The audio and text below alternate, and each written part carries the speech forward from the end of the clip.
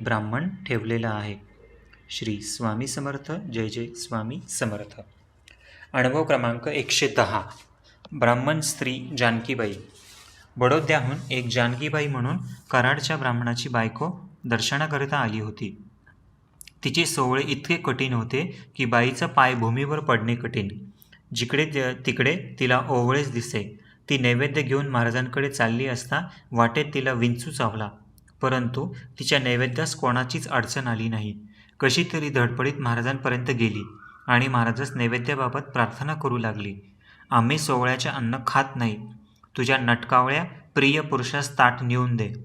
हे मार्मिक भाषण ऐकून बाई मनातल्या मनात विरघळून गेली व आपल्या दुष्ट कर्माचा तिला पश्चाताप झाला आणि ती श्रींची स्तुती करू लागली.